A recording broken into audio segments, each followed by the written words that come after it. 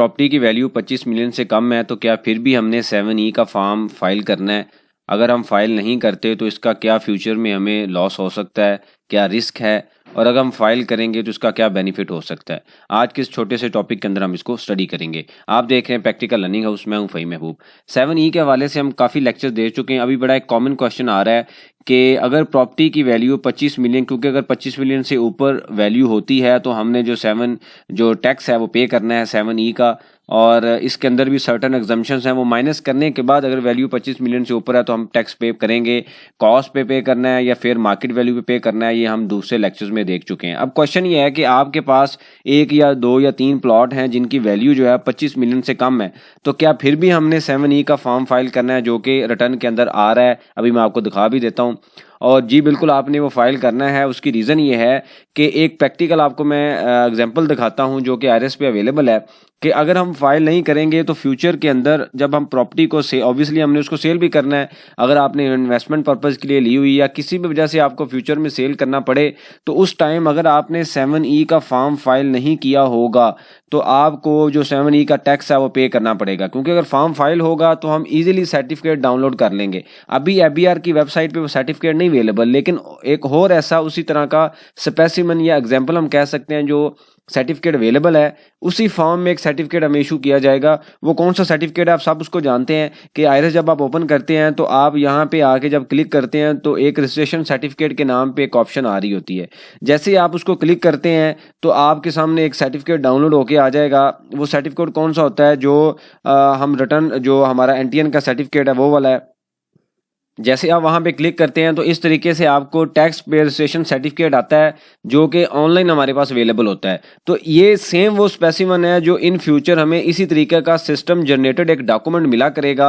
उस डॉक्यूमेंट को हम अटैच करेंगे, जो जब प्रॉपर्टी सेल करेंगे उसको सबमिट करेंगे लैंड रिकॉर्ड डिपार्टमेंट में, और उस डॉक्यूमेंट की बेस पे जो टैक्स है हमसे नहीं लिया जाएगा। तो अगर फॉर एग्जाम्पल आपकी वैल्यू 25 मिलियन से कम है और हमारे ऊपर तो टैक्स अप्लाई नहीं होता, अगर हम फॉर्म फाइल नहीं करेंगे तो ये डॉक्यूमेंट नहीं आएगा। तो बेसिकली FBR ने उस चीज़ को फ्यूचर को लिंक करने के लिए ये एक फॉर्म बनाया है जो हमने फाइल करना है और लाजमी फाइल करना है। इसके ऊपर हम काफ़ी पिछले 2 माह से लेक्चर दे चुके हैं।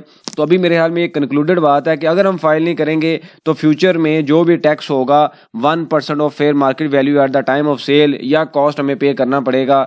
लेकिन अगर आपने उसको बचाना है, अगर 5 मिलियन का प्लॉट है तो बड़ी अमाउंट बनेगी 1%, यानी कि 1% जो भी वैल्यू होगी उसका 1% आप देंगे। अगर आपने उस टैक्स को बचाना है, जो कि बचाना चाहिए भी, तो आप सिंपल ये फॉर्म फाइल करें।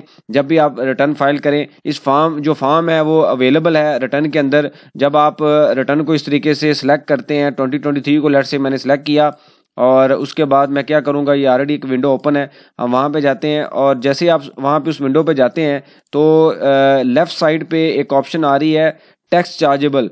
वहाँ पे कैपिटल एसेट की एक ऑप्शन है, यहाँ पे आपने जो प्रॉपर्टीज़ को ऐड करना है। और अगर 25 मिलियन से कम होगी तो वैल्यू ऑब्वियसली उसकी कम होगी तो टैक्स नहीं होगा। पंजाब के लिए मैंने बताया था कि जो हाई कोर्ट की डोमेन में आते हैं आप कॉस्ट मेंशन करें। अगर आप हाई कोर्ट की डोमेन में नहीं आते तो जिन लोगों ने स्टे लिया हुआ है वो कॉस्ट शो करेंगे। जिन्होंने स्टे नहीं लिया हुआ वो जो है उसकी फेयर मार्केट वैल्यू पे उसको रिपोर्ट करेंगे। और इसको खाली मत छोड़ें, इसको लाजमी फाइल करें, चाहे कॉस्ट सेलेक्ट करें चाहे फेयर मार्केट वैल्यू सेलेक्ट करें। इससे पहले मैंने एक लेक्चर बनाया था, उसमें मैंने बताया था कि फेयर मार्केट वैल्यू पे तो देना ही टैक्स है हमने, लेकिन अभी हम कॉस्ट शो करें। इन फ्यूचर अगर हमारा कोई इस तरह का कोई डिसीजन आता है तो ताकि हमने कम टैक्स दिया हो, और ज़्यादा अगर डिसीजन आता है तो ज़्यादा हम पे कर देंगे। लेकिन अगर डिसीजन ये आता है कि कम टैक्स और ज़्यादा पे कर दिया है, यानी कि फेयर मार्केट वैल्यू पे अभी पे कर दिया, तो वो रिवर्स होने वाला नहीं है, रिफंड होने वाला नहीं है। तो जो टॉपिक था बेसिकली वो यही था कि हमने 7E का फॉर्म हर हाल में फाइल करना है अगर आपके पास प्रॉपर्टी अवेलेबल है, ताकि फ्यूचर के अंदर हम इजीली उसको सेल कर सकें। इससे रेलेवेंट कोई क्वेश्चन आप मेंशन कीजिए, उसको ऊपर हम डिस्कशन करेंगे ताकि जो लर्निंग का प्रोसेस है कंटिन्यू रहे। थैंक यू वेरी मच, जज़ाकल्लाह।